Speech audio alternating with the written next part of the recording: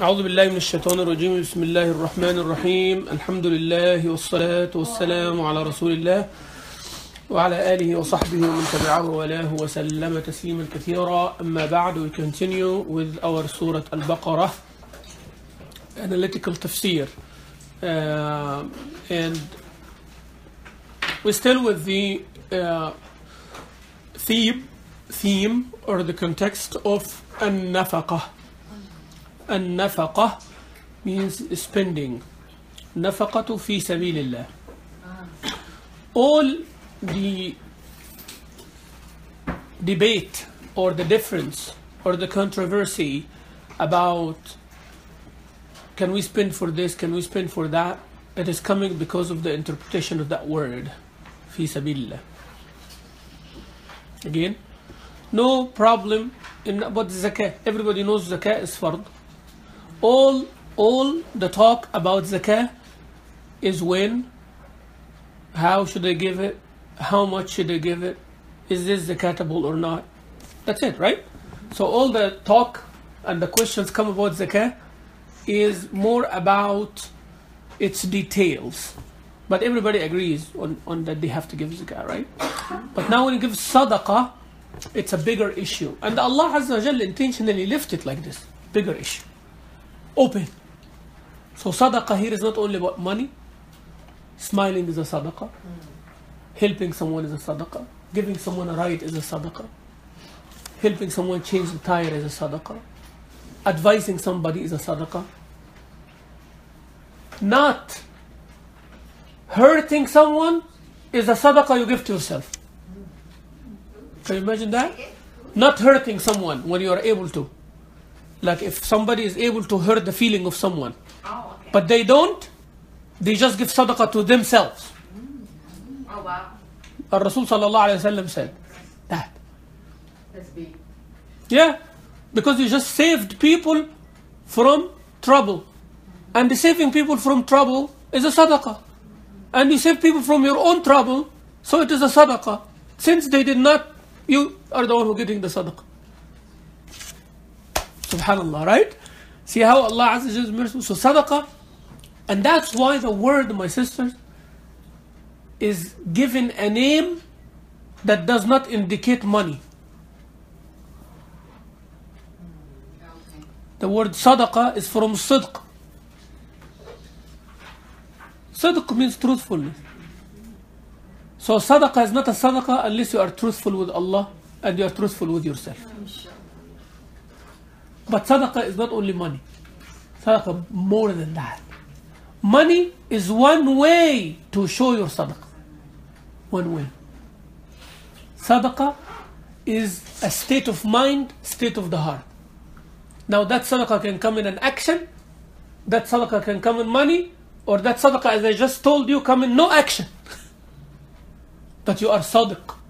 You are a person of sadaqah. And the same root of the word sadiq, truthful. Same word of the word siddiq, means he believes without doubt, like Abu Bakr Siddiq, right? So all the root of the word comes with all of this, comes around it. Now understand the sadaqah? When we say sadaqah, always it's the $10, $20 come in our head, right? I don't want that to happen to you. No.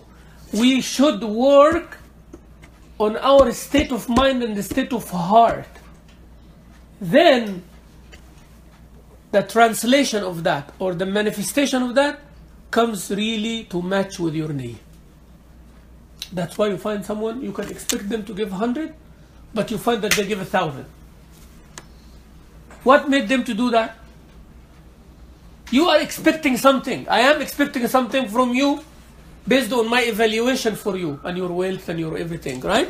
That person can give 100, yeah, like that. But they give 1,000. What made them give 1,000? I would ask myself. I'm not expecting that. So that's their state of mind and heart. It's not nobody can judge that on their own. It is between you and Allah subhanahu wa ta'ala. It's between you and Allah subhanahu wa ta'ala. So make sure whenever that term comes, that what you feel, why I want to do this. what am I expecting from that? Am I really truthful about it? Am I giving it for what reason? Then it becomes a sadaqah. Now you understand why Rasulullah ﷺ said, save yourself from hell even with half date. So it is not about how much. How much is important, by the way. But it's secondary. First, your niyyah, why you're giving it, what you're expecting. Is this under pressure of something? Right? And this is the hard process, by the way. That's why it's called sadaqah, right? So now I understand what sadaqah means. Now my initial argument, that the difference always comes with what's fi sabilillah. Can we spend on the masjid? Can I give zakah money for this? Can I give do this? Can I do that? Why? Because the term fi sabilillah is open term. Many scholars said fi sabilillah is only for those who fight. And sometimes said, the others said, especially in our time now, with the new political thing, new, economic, political division, people are different. The way structure of human beings now is different. So fi sabilillah is an open term, right?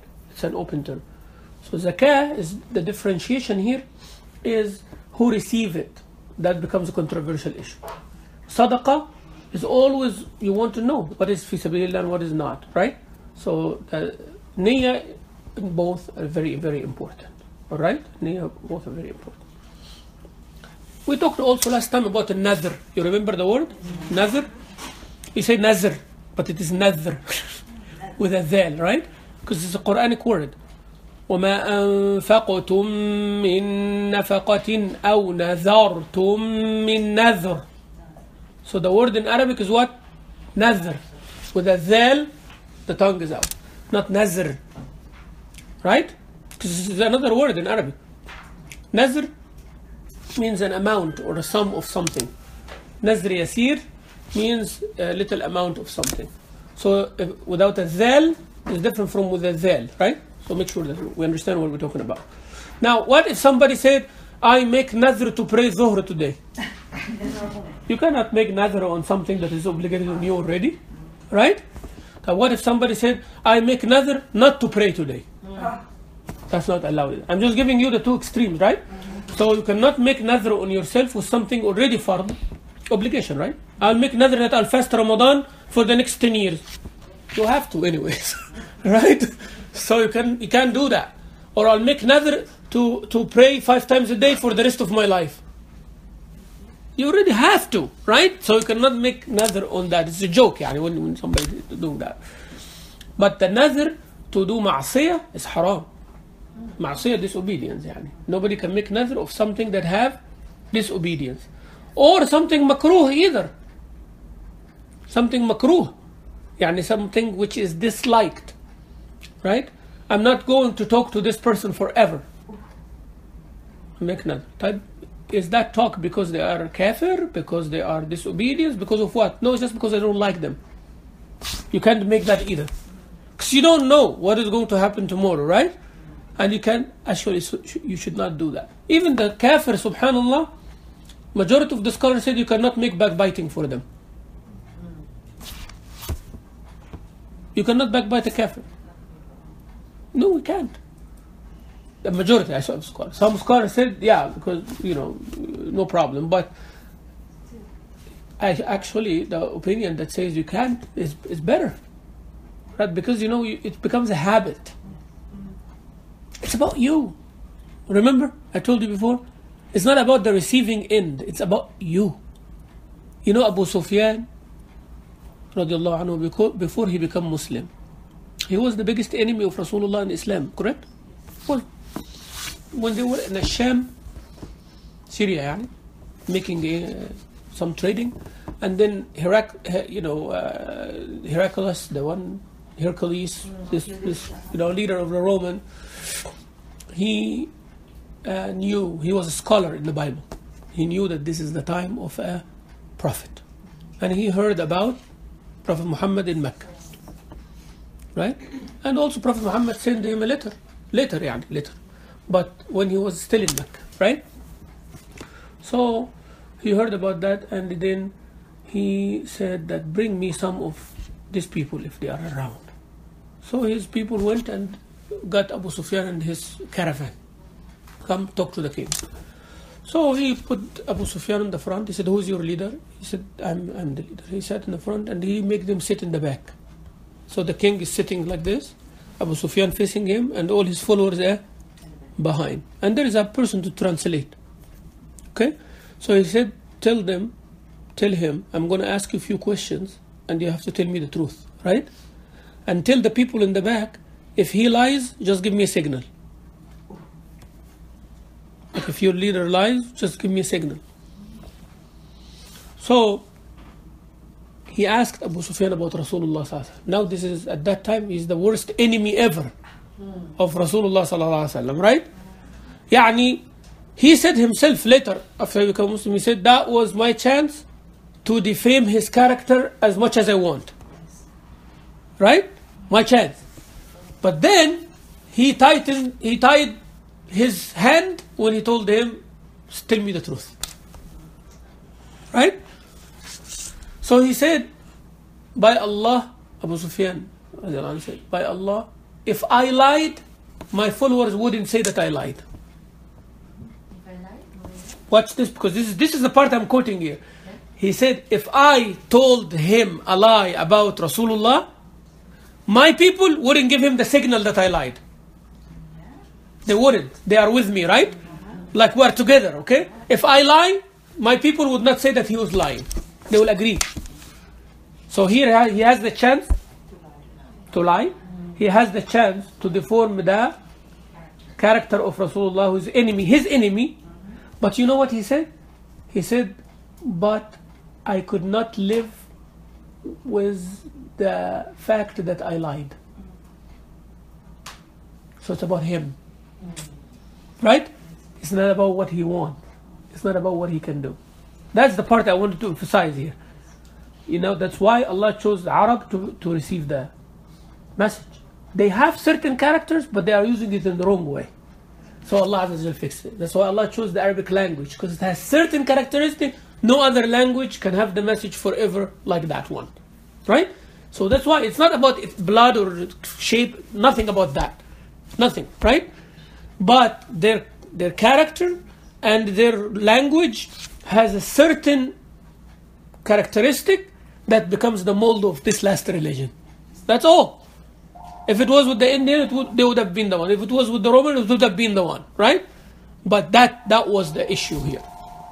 So Abu Sufyan was not about what I can do, and nobody's going to account me for it, and I can achieve something that really will help me. It's not about all of that.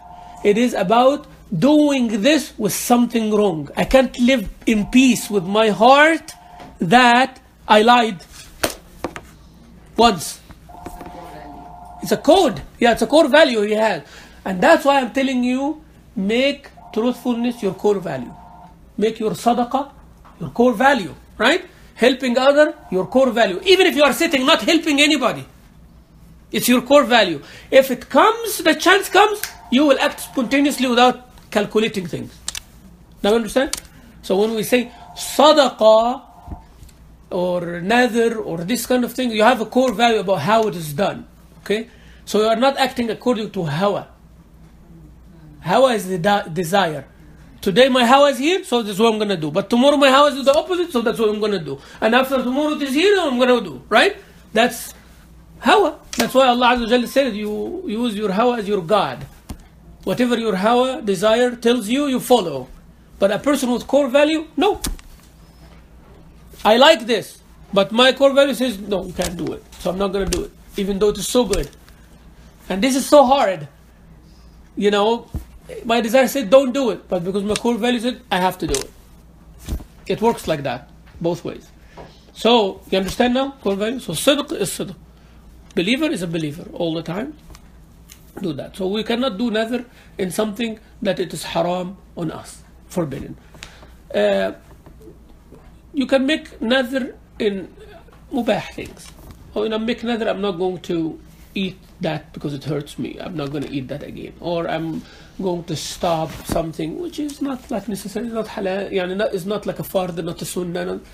Different types of food. You want to stop some food and you make nadhr on yourself, fine.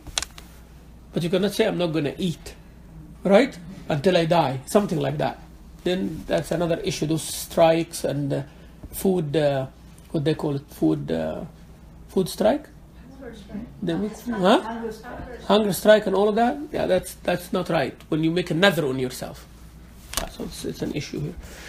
There is a woman who make nadhr that when Rasulullah sallallahu alaihi wasallam coming back safe from a battle, she is going to do the duf, like this duf, the duf, the drum. So when she came, they told her you cannot do this. Then they asked Rasulullah, Rasulullah, I made a nadhr. If you come safe and sound, I'm going to do it. Rasulullah said, you do your nadhr. Awfi bi nadhrik. And he let her do it in front of him. So that was also to show her happiness in halal way. She did not say, I'm going to dance in front of, right? I'm just giving you that example to not to make analogy on it on something wrong. Okay, so we have something here. So Rabbi said, you know what? Now we have the what they call it, that thing that this band or the DJ or whatever they call it. What they call this thing? They said, Duf in their time. Now we have in our time something. So when my friend comes safe and sound, we are going to have a rap music, something like that. No, you cannot make that analogy, right? You cannot make that analogy like that. The concept is fulfill your nadhr as long as it is allowed. So your question would be, is that thing I want to do allowed or not? That's the question, right? Before you make the analogy. And now,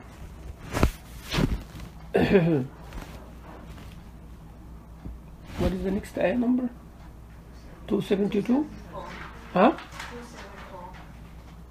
No, we didn't get to 272. We'll do 272. ليس عليك هداهم, right? So that section is finished. Now, the translation of this. Your guidance is not on you. Their guidance is not on you. But Allah guides whomever He wishes.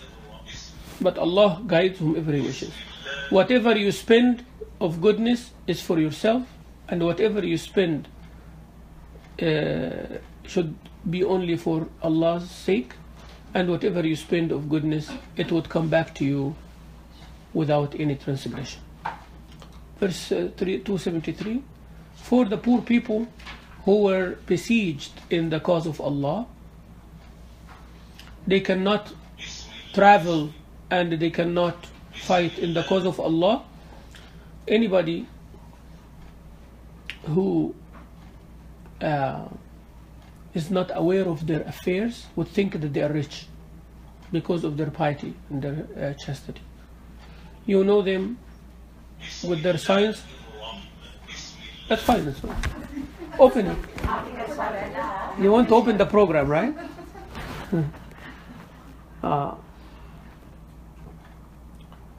They don't ask people, and whatever you spend from goodness, Allah is aware of. Means Allah is aware of your intention. 274. Those who spend their money at night and during the day, openly and secretly, they will have for sure the reward with their Lord subhanahu wa ta'ala. وَلَا خَوْفٌ عَلَيْهِمْ وَلَا هُمْ يَحْزَنُونَ. No fear and no sadness. No fear from the future and no sadness for what they lost in the past. So this is the general translation of those two ayat, or three ayat here. 272, 274.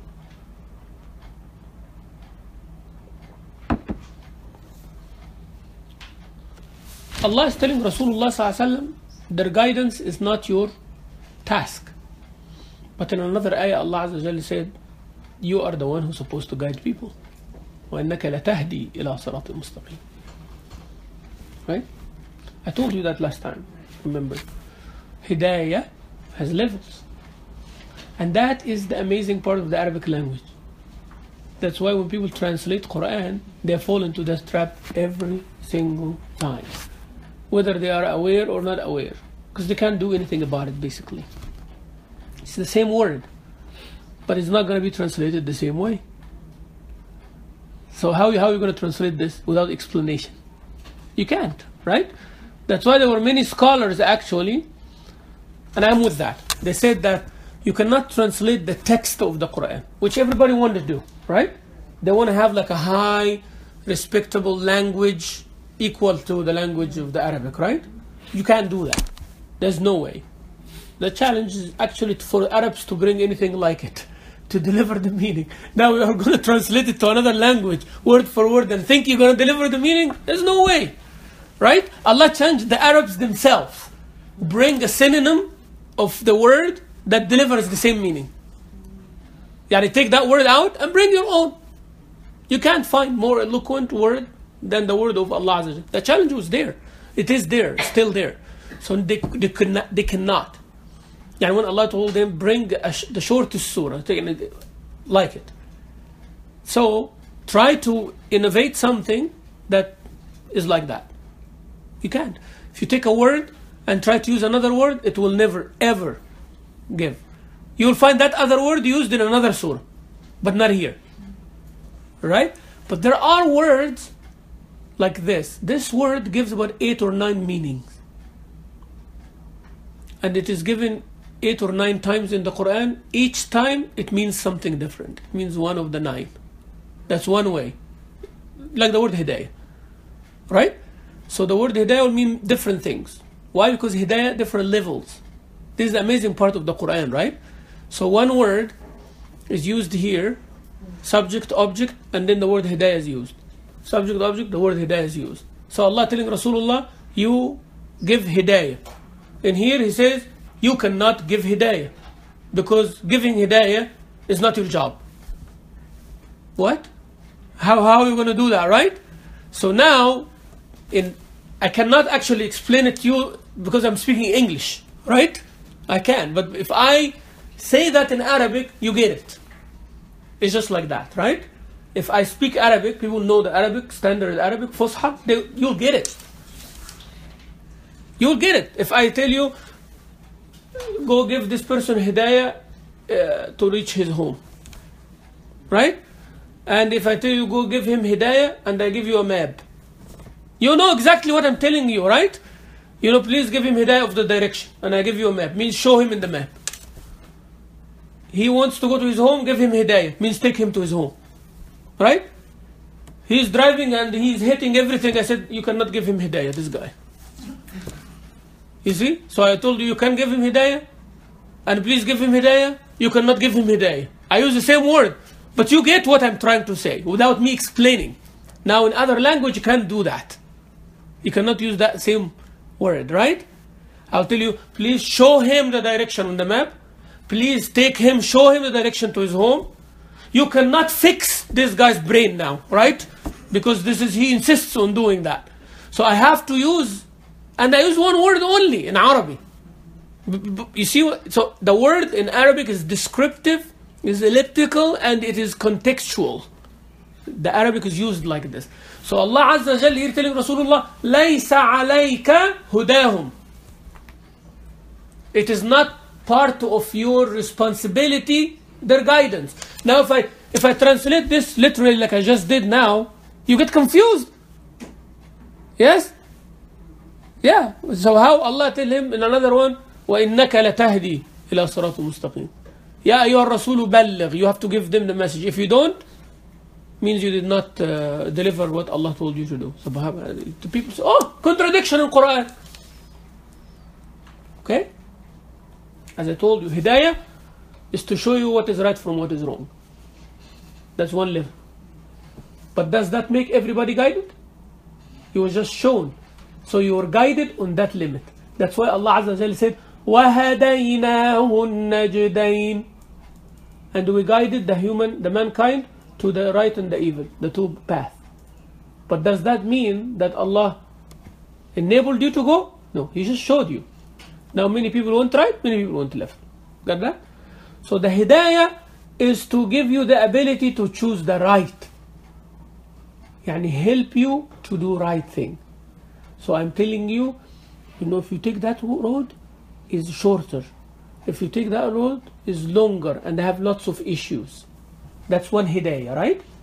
Now, if I convince you to take the safer one, that's the second level of hidayah. Okay, convinced you. But still, you can go, you can come back off after a while, right? So comes the third level of hidayah, to make sure you reach, right? To make sure you reach. Okay? Then the fourth level of hidayah, to make sure that you got what you want. You get the idea? All of those are used the word hidayah in Quran. When you are asking Allah, اهدنا الصراط المستقيم, show me the right path, help me to choose it, make me firm on it until I reach, and admit me to Jannah at the end. That's what you need to have in your head when you are asking, right? Otherwise you don't know what you are asking every day at least 17 times. Most of the people don't, right? So you have to, because many people, they are shown, but they have a fitna of not choosing. Many people, they do, but their heart is not there, right? So still, routine, or maybe they back off after a while. Okay, many people, they don't reach. They will do everything and they will die as kafir wal-'a'udhu billah at the end. A'udhu billah, right? So they have fitna at the end of their. That's why we ask Allah, Allahumma inni a'udhu bika min fitnati al-mahya wal-mamat. Ya Allah, I ask you to seek refuge in you from the fitna of life and of death. What is the fitna of death? Means at the time before you die, you want because we don't know when we're going to die, but I want the year I'm going to die, the month I'm going to die, the week I'm going to die, the day I'm going to die, the hour I'm going to die, the second I'm going to die, I'm in tawheed, I'm in doing good things. And that's why you find some people who say, subhanallah, they die, they changed completely the last year before they die, right? They completely, subhanallah, before they die, on that day in the morning, they were okay, they're calling their family, telling people. There are people like that. There are people like this. Subhanallah, many of those scholars, before they die, the day they die, they said, where is my son, where is my daughter, where is my grandchildren, where is everybody, let's, I want to see people, and they go and do this, and subhanallah, at night time, done. So tawfiq, and that's a hidayah right there. You see the hidayah of Allah? Allah guided them to finish on a good note. Now you understand so showing you the path is not enough. Helping you to choose it is good, but still, being on the path does not guarantee you reach to the right destination, right? Or reach in the right condition. Maybe you reach in the right destination, but you say something bad, or you do something bad. Some people go to Hajj, and everything good, and they come on Arafah, and then insult somebody. Yeah. Right? So they did everything right until the moment of truth, and they collapse. And that is the problem, myself. Right? So when you're asking hidayah, you should ask hidayah with that heart full of fear that you're not going to reach. And that's why Imam Ahmad ibn Hanbal said, there is no comfort of the Muslim until he is inside the Jannah with both feet. Inside. So I'm not feeling safe until I enter Jannah kida and I see I'm inside now. Because I have a guarantee, whoever steps in will not step out. We have that guarantee, right? From Allah Azza wa Jal. لا خوف عليهم ولا هم يحزنون. Once you enter Al-Jannah, now you know for sure you're not getting out. But before that, all this road have issues. So may Allah guide us. So when you say ihdina, I want you to remember that, right? Ihdina as-sirat al-mustaqim. Show me, Ya Allah, the right path from the wrong path. Give me the ability to follow the right one, choose the right one. Help me to stay on it till the end, right? And please, Ya Allah, admit me to Jannah. Because the Muslimin say in the Quran, Alhamdulillahi alladhi hadana lihada. When they are in Jannah. When they are in Jannah, they say, Alhamdulillah, the one who gives us the guidance until here. So being in Jannah is guidance. Now you understand when Allah says, Laysa alayka hudahum. Now, your job is to show them from right to wrong. Your job is to help them if they want to stay. But it is not an obligation on you that they have to end. Right? You just show them. But you cannot twist somebody's arm. La ikraha fi din. La ikraha fi din. So that's the meaning here. Laysa alayka hudahum means don't bother yourself so much if they reject. Because Rasulullah was like that. Was like kind of like suffering so much sorrow because they are not listening. It's not because he did not succeed, no. No. It is because they choosing the wrong while he sees where it is taking them, right? So feel so sad that, so Allah said, no, don't push yourself to that limit. فَلَعَلَّكَ بَاخِعٌ نَفْسَكَ. You are about to kill yourself على أثرهم because of them إِن لَمْ يُؤْمِنُوا بِهَذَا الْحَدِيثِ أَسَفًا. You're killing yourself out of sorrow and sadness because they are not following you. So لَيْسَ عَلَيْكَ هُدَاهُمْ, that's the meaning, right? So لَيْسَ عَلَيْكَ هُدَاهُمْ here means it's not a must on you that they have to follow, yeah, right? They follow, that's good for them. Your job is to show them, to answer their arguments, to make sure that there is no excuse, right? After that, the decision is theirs. That's why وَلَكِنَّ اللَّهَ يَهْدِي مَنْ يَشَاء. يعني Rasul deliver the message, that's his level of hidayah. Now, who responds, that's your level of hidayah, right? Who benefits and how much they benefit, that's your level of hidayah. Who reaches, that's your level of hidayah. And who admits to Jannah is the level of hidayah. And all of this is Allah. Allah subhanahu wa ta'ala. So the job of the Prophet is to show. Alright? Is to show. And that also a lesson for us.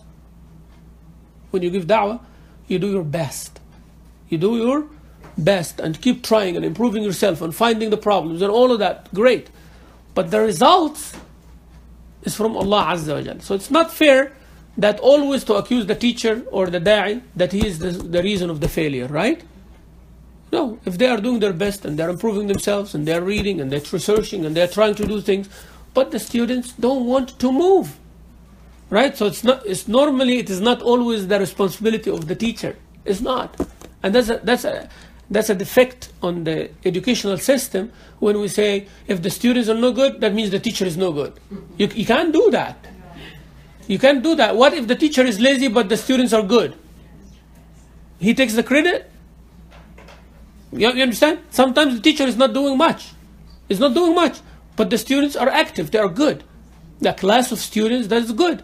With the little the teacher gives them, they kind of make it a big deal and they kind of take it from there. So you cannot say, oh, that teacher is a miraculous teacher. He's not doing much.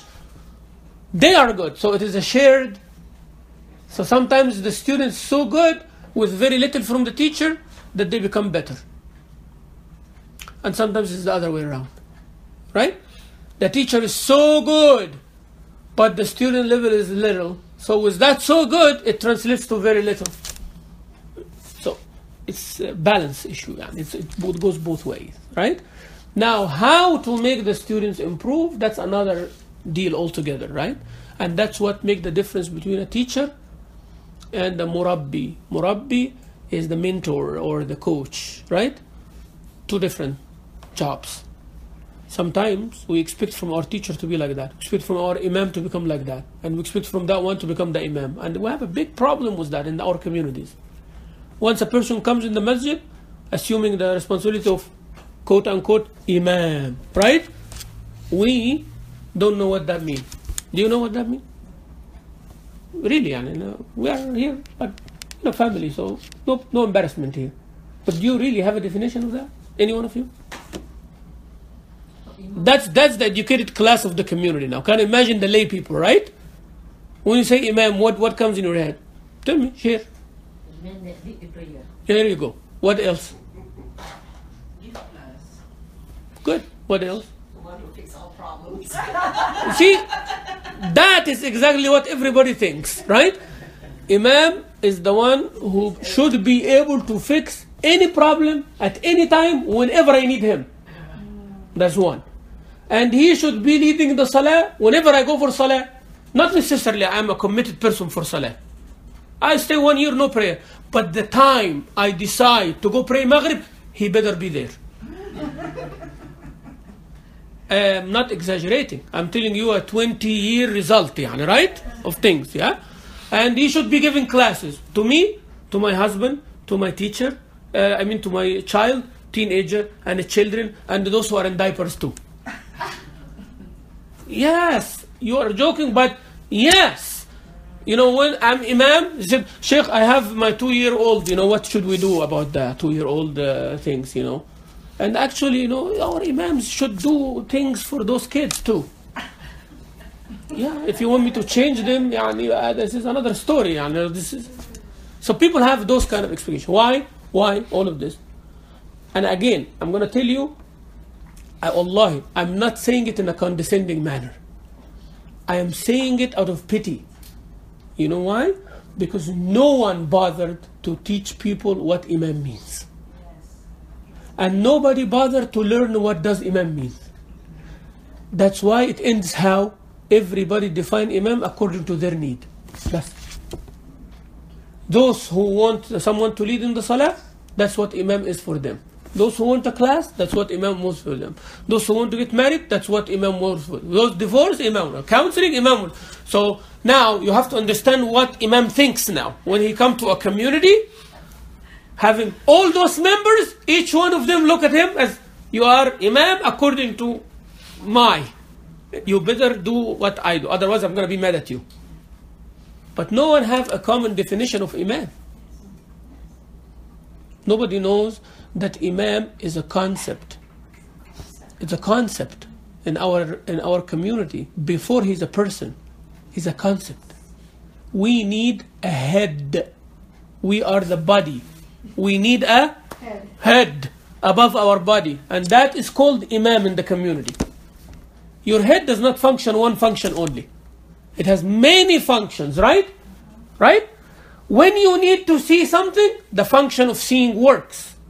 When you need to hear something, sometimes your eyes can be closed for one day, right? But it doesn't mean that you need him all the time. I want to hear and see and think and touch and taste at the same time, ya Sheikh. And you're going to fulfill that for me. No, it doesn't work like that, right? So if we have a concept of Imam, we know that Imam is before he does any physical activity, his presence is necessary for us in the community. That's number 2, right? So Imam as a concept, we need a head, a religious leadership. That's what we need. Now who comes later? I'll tell you who when does the word who comes, right? We will take who in the beginning, right? Because we don't know what Imam is. So Imam is a concept. Every Muslim community sitting in one place and functioning as a community needs a religious head, a religious leadership. That is the concept. Number 2, we need to, what did the Sheikh say number 2 now? Presence. I don't want you to forget. His presence in the community. So now we have not discussed the job description yet. This will come very late, right? So his presence in the community. Some people, they just need that feeling that they are safe religiously. You know, they don't have a question. They don't have a class. It's not a prayer time. But knowing that our community has an Imam, I know where is his house. He's a human being in front of me. He has a family and all of that. That makes me feel safe. Like I'm not sick. But knowing where is the hospital is important to me. You understand? Yeah. Right? So you have not lived in that. You look for what's the school district. Yeah, the school is close to that house. Before you do anything, why we don't do that with Imam too? Why? I really don't know. Right? So his presence there is important for the community. Now we come to number 3. What do we need? That religious leadership. Who will be present and safe, give us the feeling of safety? What we need him day to day for. If we decide that, then you pick the right person. That's when who comes. Right? Does this Imam Sheikh has to be educated in theology, in Islamic? He has to be the best. But that's what I'm saying. Who comes? The word who comes after me, and you sit and decide what do we need him for. What if this community, all of you, mashallah, know the tafseer, know the hadith, know this and that. So you need somebody to take you higher, or somebody to help you with the day-to-day affairs. Either or. There is a community of educated religious people, right? Right? Most of it. So this community can teach the kids, can teach the adults, can do that. So, but religious leadership head needed, right? So now what do we need him for? One or two things. It is to do some regular activities that we are busy, we cannot do. So we need somebody just to lead the salah and teach kids Quran. But all the other education we can do. So now the qualification, you don't have to get a PhD. Just to show off, yani. Right? Our imam is better than your imam. You know, our imam is like the most qualified. It's like, you know, I go to the Apple computer and I said, give me the fully loaded computer. Everything in it. How much? $3,000. So you go. Why? Because I just don't want to bother what I need and what I don't need. I just want to have everything. That's one mentality of people, right?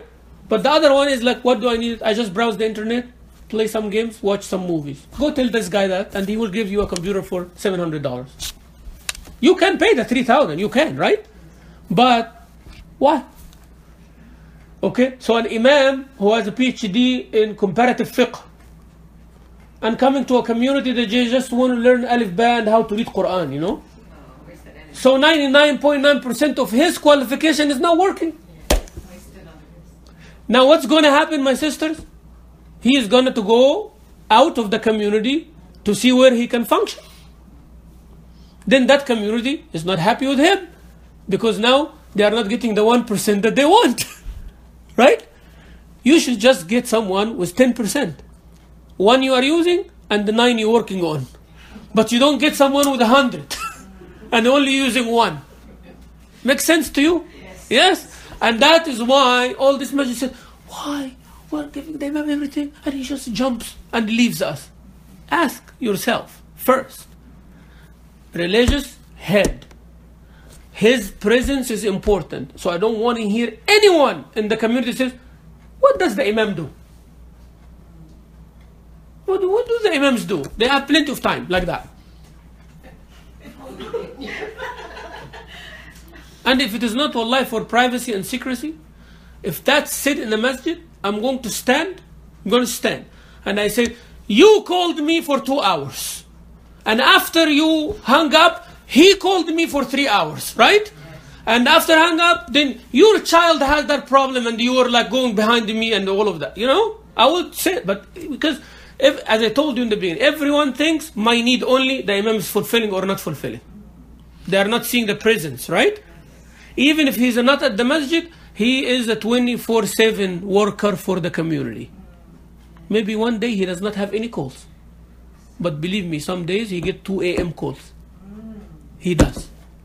And some days he goes 2 a.m. visits. Because there is, a couple will be divorced. There is some fighting. There is some problem. There is some threat. They do that. The imams do that. So don't tell me that, what does the imam do? You know, I'll answer you. Imam does what you don't see. That's my answer to that, right? What does the imam do? Lots of things that you don't see. I'm sorry that you don't see, but that's what happens, right? And if you want to know, we can tell you, but it's going to violate some people's privacy. Unfortunate, but... You're the ER. Yeah, it's just like that. And wallahi, and I appreciate and I love to do those things. You know why? Because when you feel that Allah is using you to save some people, to help some people, it's the greatest feeling in the world. And appreciation or not appreciation comes from Allah Azza wa Jalla. You know, we're not looking. But the problem is when that lack of appreciation or lack of understanding result on drastic actions that affect the rest of the community, then it's a problem. Right? Not working that to tell me, oh, thank you, and words of appreciation will make me continue or not continue. That's not the point. The point is, based on that thinking of imams doing nothing, the community start being passive or letting the imam go. Then it becomes a problem now. Okay? When that it comes to action. So all about this understanding of imam. I digress a little bit, but it's very important, right? The hidayah part. Hidayah. We're asking Allah for hidayah. And hidayah comes with knowledge. And when we don't have who teaches us how we're going to get the hidayah. Okay? So hidayah is not only showing you right room. Oh, everybody can lead the salah. So what does the imam do? Some people say that. Leading salah? I can lead the salah. Fine, go lead the salah. Right? But everybody knows that you are not the regular imam leading the salah. So they are praying, yes, but they are not getting the same when they know that it is the same knowledgeable imam leading my salah. See, I told you his presence is important, right? Yeah, yeah. Any one of us can step and lead the salah, but we are looking as equal now, right? But when that imam comes, he's the head. He is the head. It's exactly letting the arm come in your place of your head. You know? So it is like, okay, anybody can lead. Of course, anybody can lead the salah. But why you lead? Why don't I lead? Well, I don't like you. I like him. Why he doesn't lead? You know, my brother is more tajweed. Let my son lead. My son lead. Okay, my son also wants to lead. And I'm just telling you actual things. This is reality. Wallahi, reality. Imam of the masjid. I ask someone to lead the salah. Another person said, my son is also Hafiz Sheikh. Why you are not telling him to lead? Oh, he didn't get it. He's not getting it. It's not about your son versus that. It's about me training someone, right? And I cannot train everybody at the same time. Yeah? But that area. So, knowing what the term means, knowing the concept helps you with its applications. Take that from me, right? Knowing what we are talking about, it helps us with how to manage it. Knowing what a masjid is for us helps us. We get stuck building this, covering that, or building there, or doing this. Who's going to do it? And we continue doing this. Things will get done, but always there are fights. Always there are issues. Always there is disagreement. Always my opinion versus yours. Always who is in top. Always who's elected and who's not, right? Yeah, so that's how it is. But if we understand the importance of the masjid, there are things getting done. Maybe my project, which I think is a priority, is not getting done. But I'm sure it's going to get done somewhere because the masjid is moving to that direction. Right? So it is.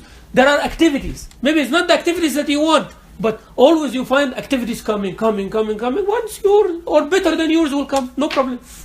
But if nothing is happening, except because of people, except we don't know what a masjid is, what the Quran is, what the salah is, what the sadaqah is, what the hidayah is.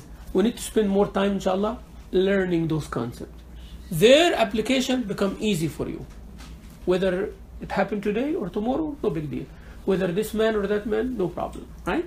But you don't have to get an overqualified person or a below qualification person. If you decide first what you need, you'll get the right person for the job. So Allah Azza wa Jalla said to Rasulullah Sallallahu Alaihi Wasallam, this is not your job that they will choose the right things.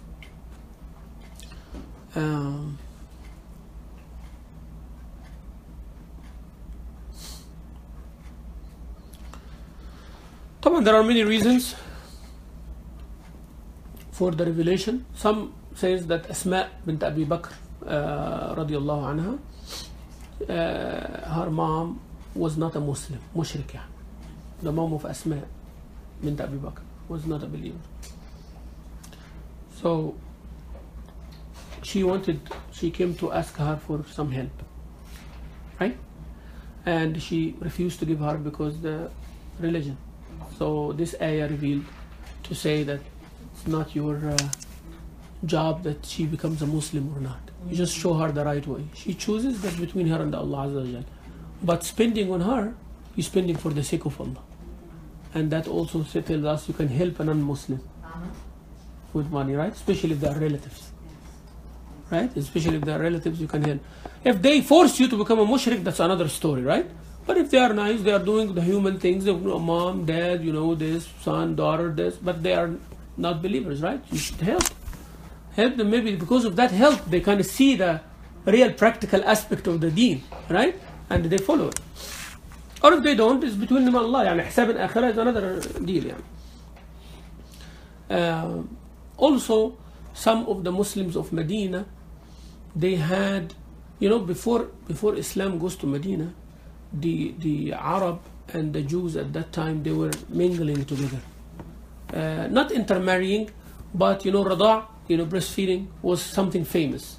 So maybe an Arab, from Yathrib, and the Jew, they both, fed from the same mother, who is either a Jew or an Arab, right? So they are brothers from milk, right?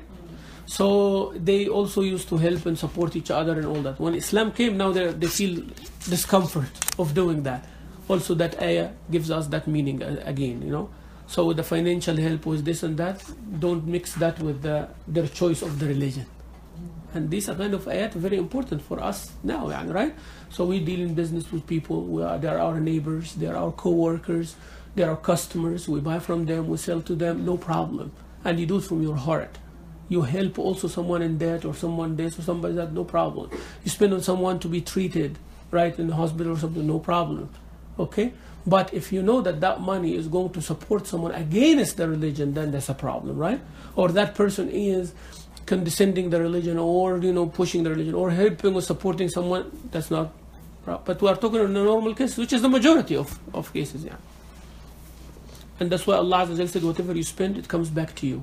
You're spending for the cause of Allah. The recipient might be different, but the cause of Allah and the intention is very, very important. Now the next ayah, which is about the poor people, there were 400 people of Muhajirin who were Ahlul Suffah.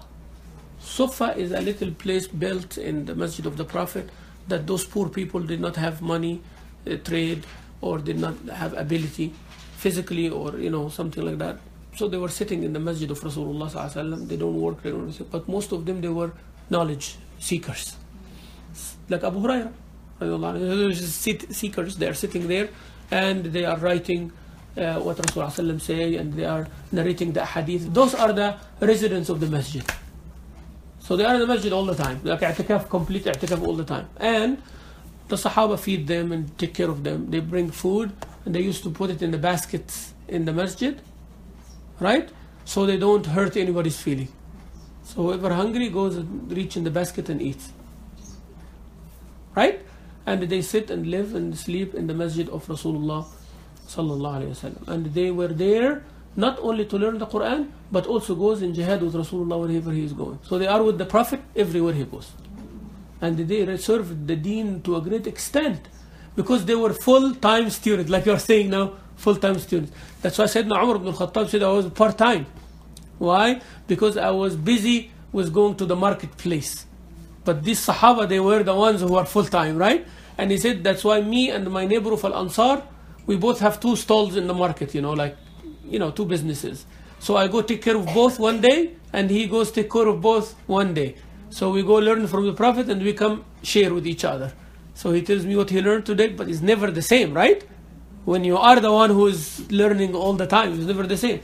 So this Ahlul Suffah, they are the ones who narrated most of the hadith of the Rasulullah sallallahu alaihi wasallam, described for us with this. So those are the ones who spending. Those are the ones who are there in فقراء, فقراء المهاجرين الذين أحصروا في سبيل الله. They dedicated themselves for Allah Azza wa Jalla. أحصروا في سبيل الله. And some of them, people would think that they are rich, because they are such. See how you think a person is rich, for 2 things. How you think they are rich, because you see them not asking, right? And you assume that they have it all. But actually, you are right about they are not asking. But you are not about that they have it all. You know what is it?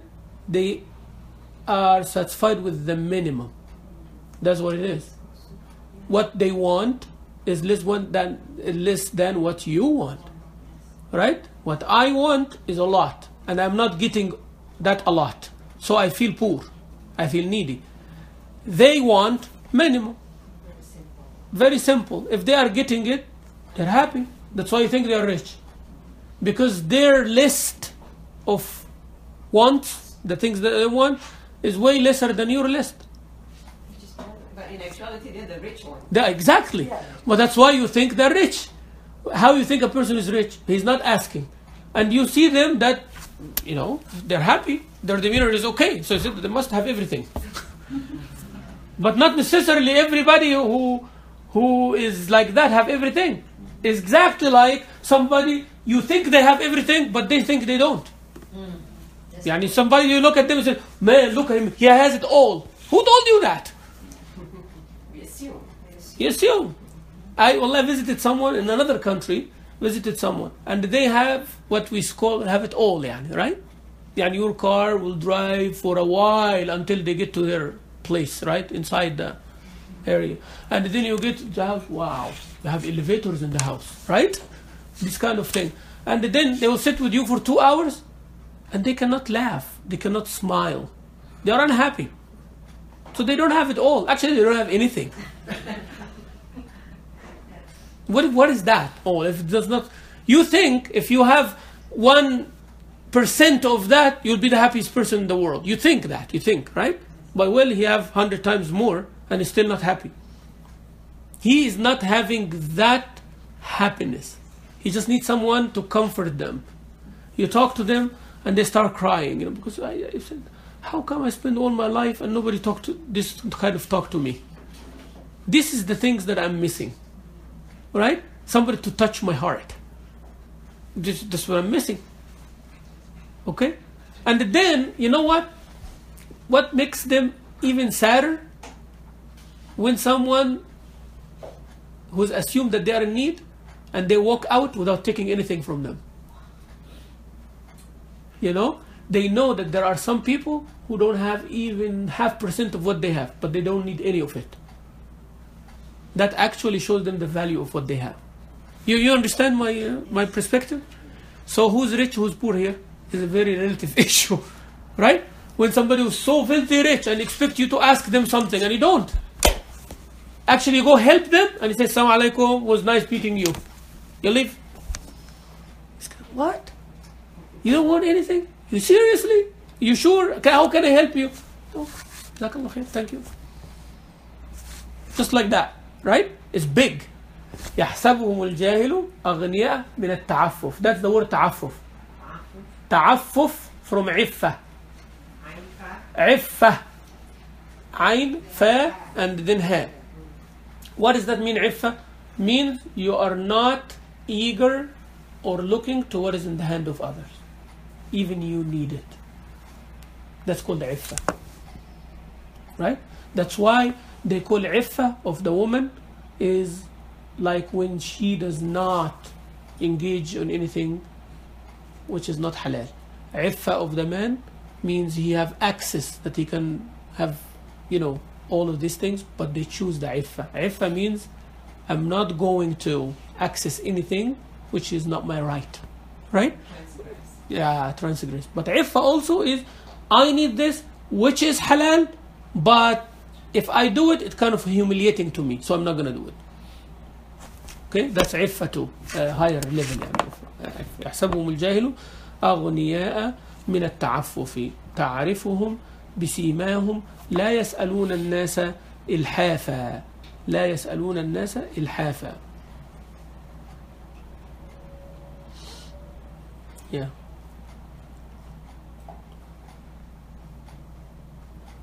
إلحاف means repeating of the question. يعني إلحاح.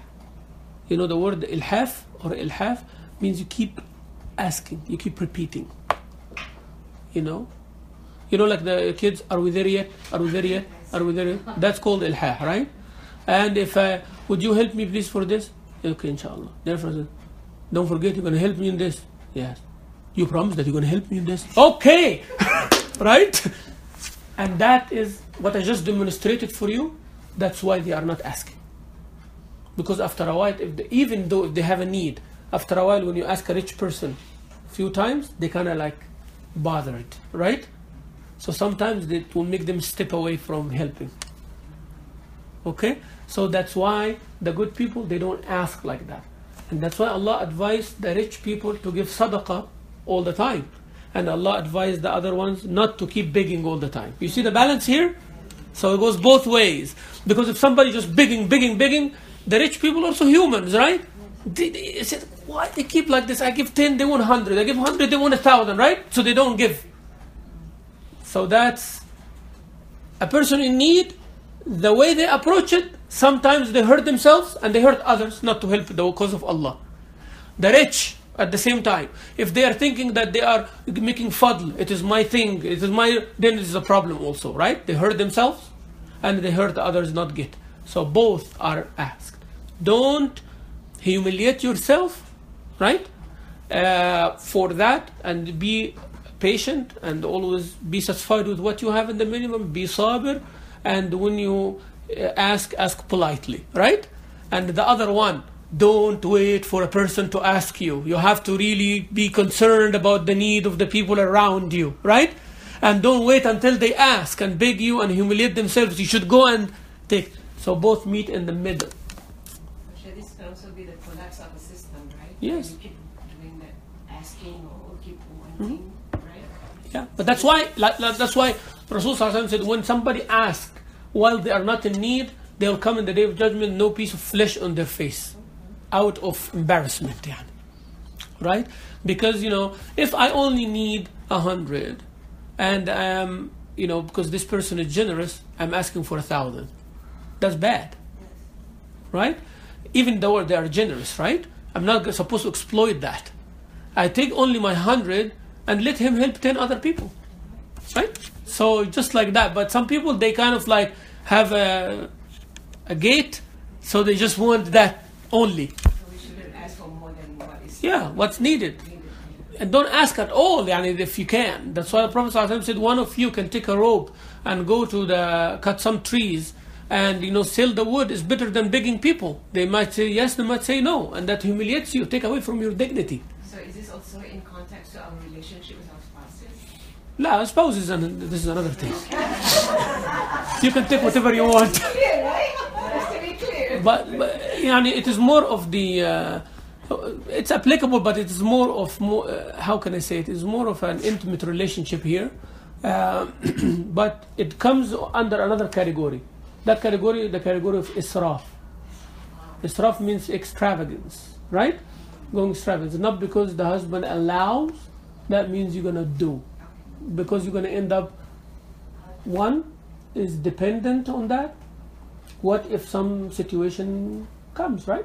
How are you gonna do it? That's one. How your children are going to handle it. Yeah? It's like if your daughter, for example, seeing her mom doing this. And when she grows up and she married the man that she loves so much and they are nice, but he's not able to do what her father was doing to her mother, how she's going to live. Alright? So actually, there should be some balance of behavior there. Again, as I told you in the beginning, it is about you. This one is not about you. So there are things like it's about you when you are giving, right? It's what's your state of the heart when you are giving. But when you are taking, it's about others, right? How others do. Put yourself in their shoes. So it goes both ways, right? So it's not because you have access to something that means you kind of have no limits or no adab or no etiquette of handling it, right? So there always have to be that kind of etiquette. I took my son last summer to a camp in South Texas. And that camp, there were billionaires bringing their kids in it. Billionaires with a B, literally. Literally. Someone flew from Switzerland on the jet to bring their kid over there to stay for a month to be humiliated. That's a good question. Because as I said, the child have access to everything without any limit. Without any limit. My son was saying he had the wallet, has like $5,000 in it. And then, the guy told him, take this wallet with you. Just give him $100 or something like that. Because he's not going to spend anything, basically, right? You paid for everything. He's not going to spend anything. He's coming here to learn discipline. You understand now? So, they have access to everything, but not necessarily is good. He wants him to learn discipline because he's the one who's going to handle all this wealth. So, when the father goes away, or he wants his son when he's 20 or 25, he's now 16, but when he's 20 or 25, he have access to all of this, does not get to his heart. Right? Those are there, just the surface, but he doesn't want his heart to be lost, right? So he's showing him how the rest of the world functions, right? So you have to be deprived from all of this for a month. You have to be deprived from your daddy, who's telling you, okay, everything, access to everything. With a phone, you can go anywhere in the world, right? But now somebody's going to own you. Somebody's going to tell you when you wake up. Somebody's going to tell you when you have to brush your teeth. Somebody said, oh, I don't like the way you tie your shoes. and they kind of make you put 50 push-ups, right? Now, when he leaves and go back to all of these things access, now he looks at it different, right? Same thing, I took my son for a different reason. It's not about the money. It is about to see how he can survive without his dad and mom that he's not happy with. You see, everyone is the same thing. It's the same exact thing. Like, you want to be free, that's how you're going to be. Because you will be free from me, right? But you go out in this world, for sure someone is going to control you. 100%. And they have to see it to believe it. Okay, that's how it is. And when somebody talk to them, other than you, is different also. They will tell them exactly what you've been saying for years. But those guys say it once, it gets in. Subhanallah, ajib, right? Somebody, that is son, that's daughter, that's what's going to happen. Exactly what's going to happen. So having access to generosity doesn't mean that you don't have a way to manage it. So managing it is very, very, very important. So that's what we're learning here, right? Everybody's a Muslim. I'm a good Muslim. I pray. I do everything fine. No, it's not enough. Right? You need to learn more how to manage things, how to manage it. And that's very important. I myself, a few years ago, everybody calls me to do something. I said, okay. I never say no. And that's a problem. Because I end up not doing what I want to do. Okay? So you say, okay, Sheikh, there is a wedding here. What time? 4 o'clock. Good, I'm coming. Then somebody said, Sheikh, we have an issue. What time? 5 o'clock. Okay, I'm coming. Then 6 o'clock, there is a Maghrib. I'm coming. Then you end up doing one thing only. Because you go to that wedding and you end up doing it at 7 o'clock. Right? Because 4, 5, 6, I did not calculate how long it's going to take me to drive. What are the possibilities? What are the things? I'm not thinking like that. But I have a good heart. I want to help my community. But I end up what? Not helping my community. So you have access to all this money, but you end up what? Not enjoying it. Right? So there has to be some deprivation, and it has to be some prioritizing, some scheduling. And that's what we need to do with our children, our spouses, with everybody. All right. Now, sure, go ahead. Okay. It says here what I understand that the sadaqah is meant for everyone, even the Muslim and non-Muslim. Yeah. Zakah is only meant for Muslim right now. Also for non-Muslim. Yes. Okay, one more thing. We want to get rewards from our Let me just explain that part. The non-Muslim. For zakah, right? Yeah, I'll answer you after that. But there are eight categories for zakah. Allah mentioned them in Surah At-Tawbah. إنما الصدقات, صدقات here means zakah يعني.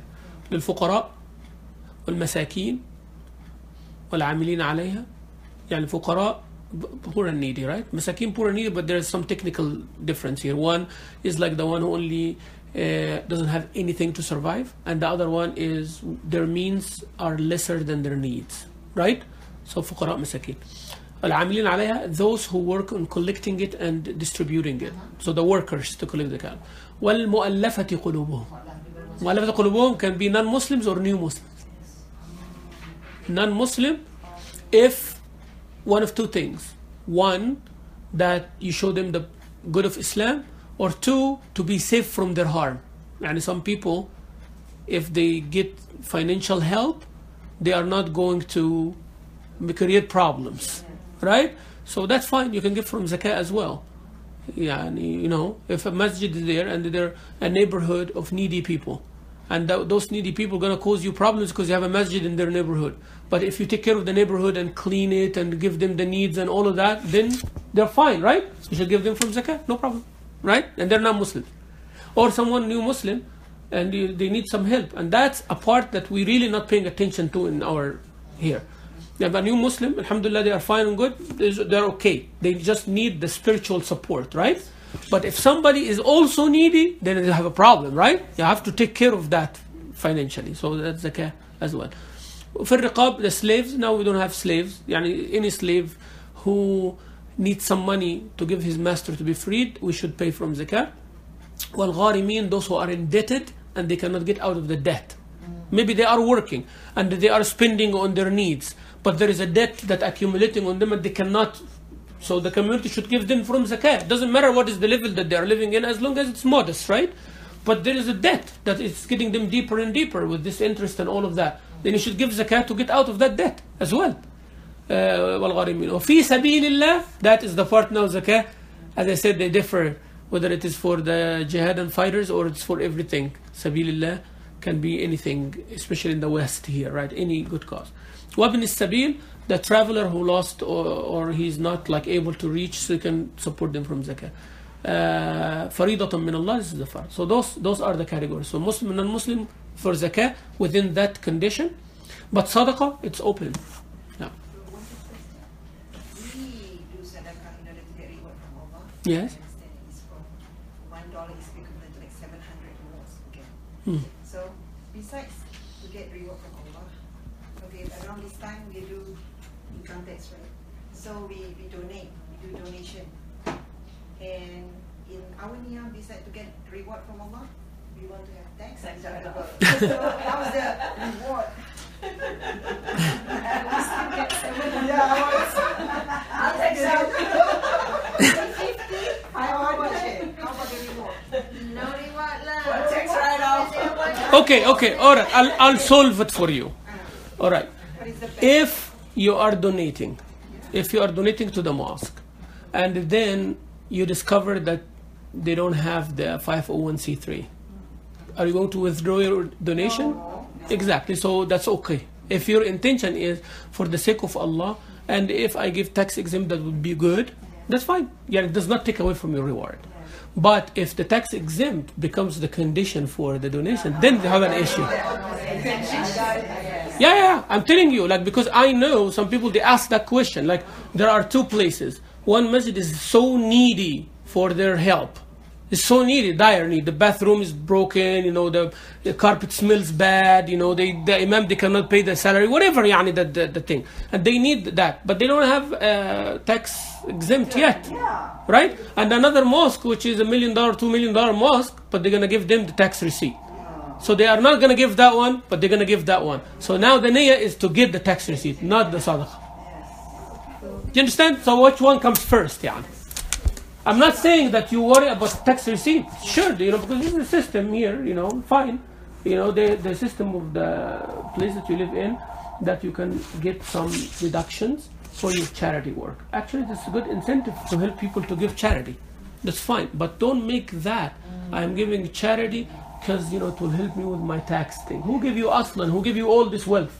Yes, Allah. And you are giving back some to Allah. So it doesn't matter, if I give a million and I only give taxes for 100,000, that's fine if it's needed, right? Now, if all the million you get deduction, good. But I'm saying, try to look for the dire needs. You donate. If you get tax deduction, alhamdulillah, great. If you don't, still give. Still give, because inshallah, because of your donation, next year they will be able to give you tax deduction, right? But always have it for Allah Azza wa Jalla. Don't have the dunya benefit as the way that takes me in or out. That have the word of Allah is what actually drives me first.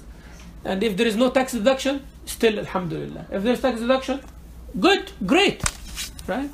So that's how you ask yourself. That's why I told you in the beginning why I'm doing it, what is the benefit I'm getting out of it. Ask yourself those kind of questions. And if you find that your worldly benefit is what is driving you, ask again. Re-ask yourself again until you kind of clear this out. Allahu A'lam. Now the last ayah, 274, it is talking about those who spend their money day and night, openly and secretly.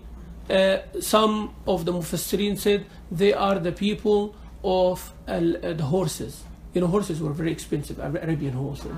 And those who use their horses, this is the ride in the fighting, in the jihad and all like that. It's like the artillery, all like have somebody having like airplane, Air Force. And so something like, if someone now having the horses, they used to have it like for show off. Or I am the one who have the most expensive Arabian horse. Imagine if someone put that fi sabilillah. Right? الذين ينفقون أموالهم means their money. Money is not cash or gold or silver. Money is like any possession. And what was the most honorable among the possessions?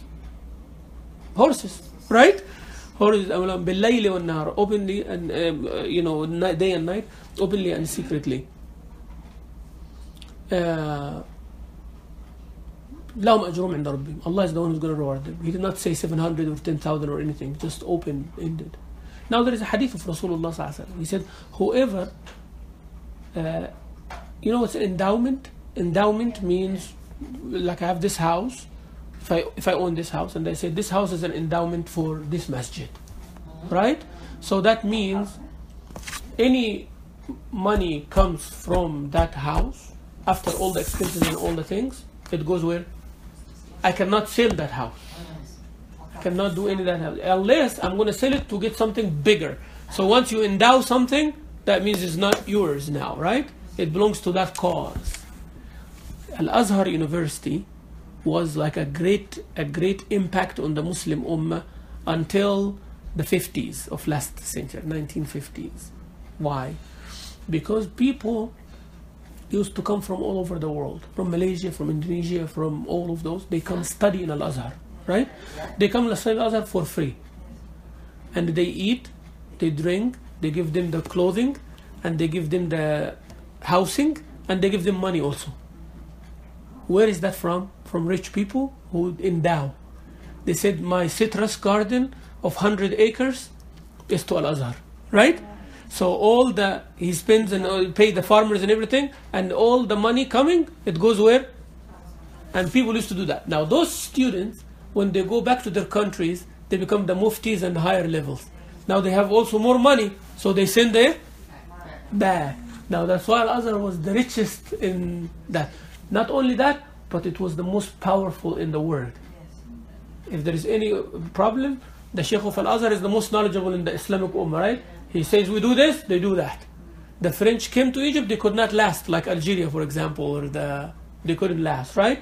The English couldn't last. Why? Because everything was coming from that mosque. Now you know why the religion is targeted, right? It's very important to know the history. Now when the kingship finished, the Ottoman Empire collapsed, right? And the kingship finished, and then those officers of the army came and make revolution. What was the first thing? That they cancelled all the endowment of Al-Azhar. And now the government owns everything. Yes. So now any student or anybody, it's the government who pays things. So the control. All those, they are like the imams and the shuyukh with the higher knowledge, they were living in the best houses. So somebody said, for example, not their own, they don't own it. Yeah. But if you are the sheikh in that position, that is your palace there. And somebody spending everything on it. And that's why the ilm and the deen has this izzah and has that power of say. So the ruler could not control that. Now when people wanted to control, they did two things. Now they said, oh, the old system was bad, right? And these guys are corrupt, and I'm going to take care of it. And ends up that people help blindly, and then they ended up being the corrupt ones now, right? Because everything, instead of being in the hand of someone who understands the religion, it became in the hand of someone who's against the religion. Yeah, it's big deal to understand how the Muslim Ummah came to wherever it is, right? But it was a systematic plan. Khilafah has to go down. People have to be like smaller pieces, right? Isolated. Each and every one, after 1 or 2 generations, they start thinking selfish, only about the money and the dunya and everything. It's not, they don't have this deen that gathers them, everyone, this madhab Hanafi, this Shafi'i, this that. So dissect the ummah, right? And then that's where we are now, right? So people control. So anyways, Allah Azza wa Jal is saying that those who donate or endow that's what endowment is. Endowment is a very important subject. That's why I told you that story now. We are not aware of it.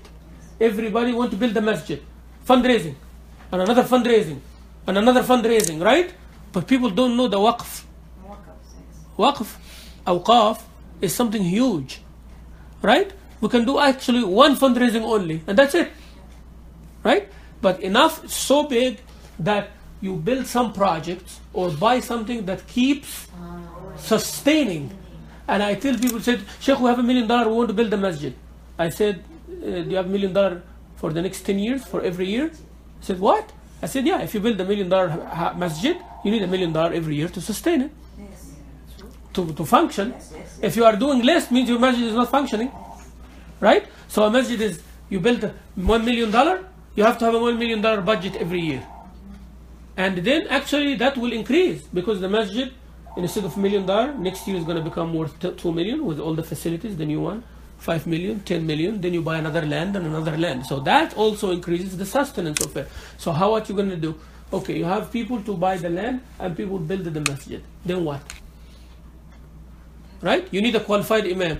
Oh, but we only have a budget of 40,000. But that one only needs 70. So what are you going to do? Fundraising, right? And then we need to build the school. We need a fundraising. Okay? So we have students who cannot pay. We need a fundraising. And we don't have teachers to teach properly. We need a fundraising. And then you get teachers who are not certified because you don't have much money, right? And then you know the children. It's a circle continues like that. So all this, you have a waqf. Waqf, right? Waqf means let's start a project that gets us this much money every month. Once it keeps going 6 months to a year, then you invest the money to build, and because you have something that to sustain it all the time. So those who used to donate their horses or endow their horses, it's a big value. So Allah Azza wa Jalla says they have their reward. Rasul Sallallahu Alaihi Wasallam says whoever endow a horse fi sabilillah to be used whenever needed, right? It's rope, the rope, and the alaf, the feed, the water is giving, and even its waste that's coming out, everything will be weighed as a reward for you. And you know the rope, and when it is going around and around circles, you have reward for it. So it's not only, as I said, it's about the concept, right? You have all this valuable thing. You said, you know what? I'm not going to use it for my personal need. This is dedicated for the sake of Allah. Like I'm having a car, I put another truck, whoever in the community wants it. It's just like that, right? So fuel in it, the tire, you know, all this thing, the people using it. Fi sabilillah, you get reward. That's a sadaqah jariyah, and fi sabilillah azza wa jalla. Yes. So, but the endowment have to be done before your death, right? Because if after you die, then it will go under the category of the inheritance of. Yes. The inheritance. No, you have to do it before, Right. or you can make a wasiyah. In your wasiyah, you But said I in thought my. under inheritance law, because the inheritance law is so strict that only a portion of it that you can do Yes. whatever you want. Up to 1/3. Up to 1/3. Yeah. They cannot do beyond that. So that's what I'm saying. If you want to endow, You can endow all your wealth when you are alive. It's up to you. Right. Yeah. So it has to be before your You die. death. Yeah. Otherwise, it goes under the inheritance. Yeah, they are the ones controlling now. Yes. Right. Yes. You're right. So to endow, say, your property, you go to a Muslim, like in Malaysia, you go to the Muslim department and ask them, Yes. and then say, okay, if I'm there, this condominium is yours, and you rent it and take this money. Yeah, you can make the waqf and write it on a piece of paper, but to make it legal, you have to go to the legal authorities. Yeah. Like now, we don't have to go to any authority here. Okay, I can endow something and I go register it with the Islamic Center, and then the legal paper comes after that. Yeah. And the lawyers can do this thing and say that's an endowment trust. They call it an endowment trust, right? Like all these mosques, they are endowment. And all these mosques, they become endowment. There is an organization here. It's called NATE, North American. Something like that, trust at the end.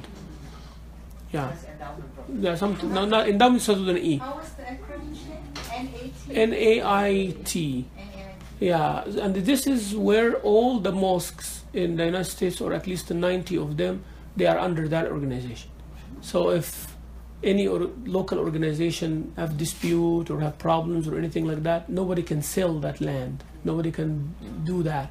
They are the ones, the trustees are the ones who are owning it. So you can fight as long as you want, but nobody can just say, I have the deed of the land, I'm going to sell it. Nobody can do that. Right? Nobody can do that. So that organization is there.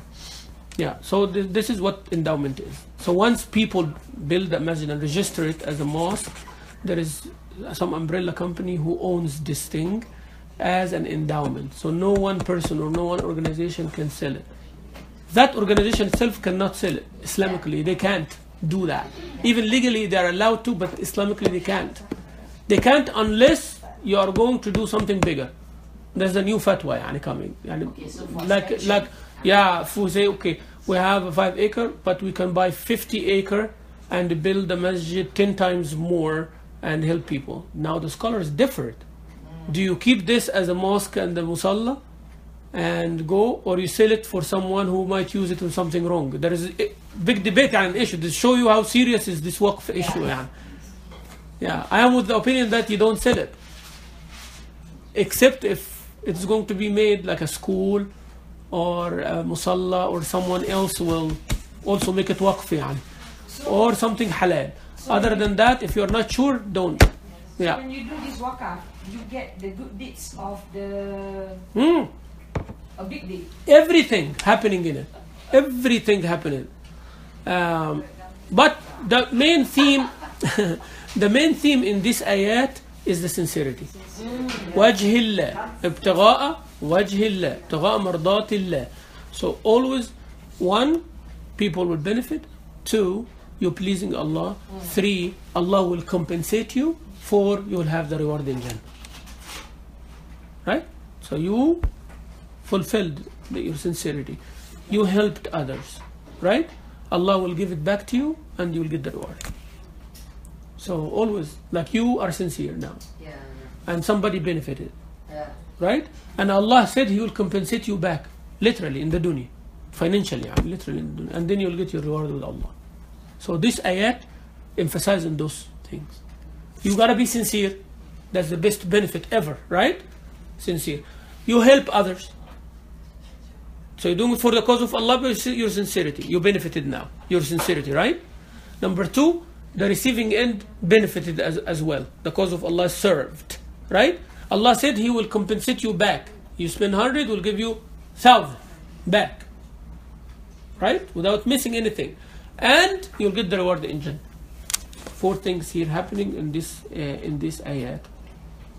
And the hadith of Rasulullah that we all know about the man who wanted to donate, and then his donation came for a prostitute one day, and then for a thief another day, and for a rich person the third day. You know that hadith, or you don't know it? So Rasulullah said a person, this is narrated in Bukhari and Muslim, and hadith of Abu Hurairah radiallahu anhu said, a man before, he said, I will لا تصدقن الليلة بصدقة. Tonight I'm going to give a sadaqah for Allah Azza wa Jal. So he goes and he find someone covered. So he put the hand, he put the money in there. Right? So later, it appeared that this woman was a prostitute. Right? Waiting for that. But then she get that money, easy money. So she told her friends whatever, but the news, he knew who got the money. Right? So he felt very bad. قال الناس تحدث الناس تصدق على زانية تصدق على زانية. Oh, yesterday there was someone, he came and gave that lady money. Right? So he felt very bad. He said, Alhamdulillah, على زانية. Prostitute got it, but Alhamdulillah. But he felt that it was not a good sadaqah, right? So he goes the next day and he gave it. So it came in the hand of somebody who doesn't need. Somebody looking for sadaqah. He said, yeah, I need the sadaqah. He took it. But he is rich. Right? So he said, oh, he doesn't need the sadaqah, so I'll give sadaqah next time. So he gives sadaqah and give it to somebody who was going to steal something, thief. Right? So he's not happy now, right? It happens 3 times. He said, Allahumma laka alhamd, ala zaniya, wa ala ghani, wa ala sariq. I give to the wrong people all the time. But praise be to you. Allah sent him someone, and angels used to come to people before, right? So he told him that your sadaqah is accepted in all 3 cases. Right? The first one, فَلَعَلَّهَا تَسْتَعِفْ. You saved her from earning the money the haram way. So maybe this will become her habit later. That night, she was going to get money in the wrong way. You give her money without doing that thing that she does every night. Right? So you helped her with that. فَلَعَلَّهَا. Maybe she will. And wallahi, my understanding in the hadith, that happened. When they said la'alla means maybe, it's not maybe for Allah Azza wa Jal. Maybe that caused actually her to do this.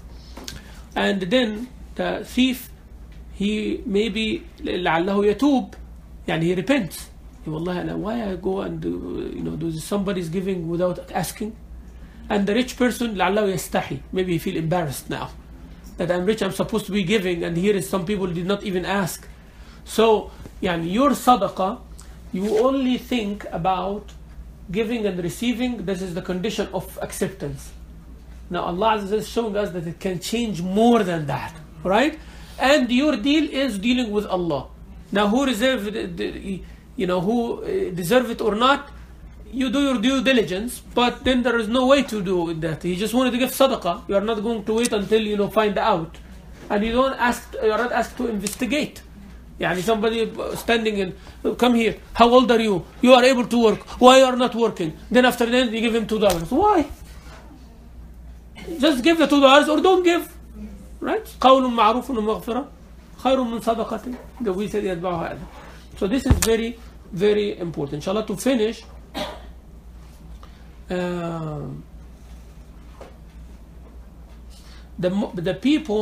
people who are the most worthy of sadaqah, those who are dedicated to serve the cause of Allah.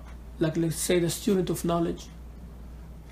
Either they're going to go work or they're going to go to study the deen, huh? And you know that someone is a student of knowledge studying the deen to become a sheikh or become a hafiz or something like that, and if they go work, it's a waste, because they're smart, they're good.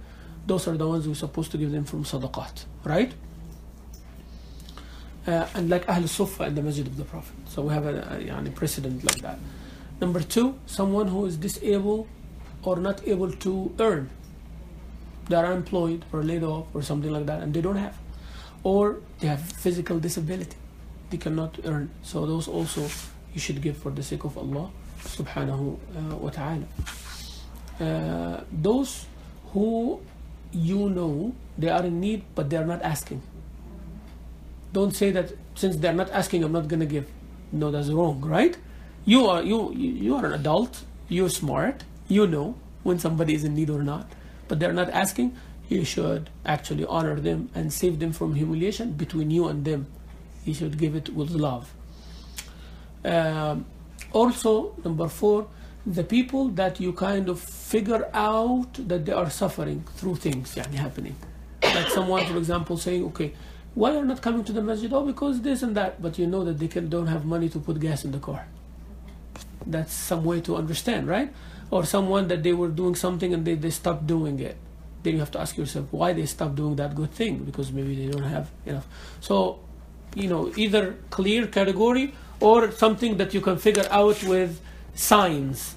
Or someone asked but they stopped asking. You also need to investigate about that. So from this ayat, we need to know those things. And may Allah Azza wa Jalla make us among those.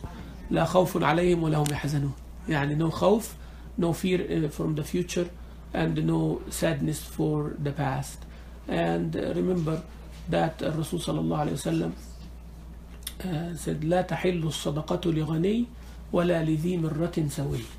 صدقة is not halal for a ghani, or someone who doesn't need it, or for someone who is physically able to work but they choose not to work. And that last part is very important. Choose not to. Right? So, you understand? So there are some people who are physically able but they don't. Nobody's hiring them. Right? You cannot say, oh, you have to survive. No. Right? So that's very, very important. لا تحل الصدقة لغني ولا لذو مرة سوي. مرة قوة. Somebody who have the strength to earn and they're able to. Okay? Someone who is that strong but he's in jail. You tell him, oh, because you are physically strong, I'm not going to give you money. If they find a job, they will work, right? So you need to spend on them, spend on their family, and so on. Jazakumullah khairan. Sallallahu ala Muhammadin wa ala alihi wa sallam. Inshallah, next time we go from 275, and it's very important subject about the riba. About the riba, usury.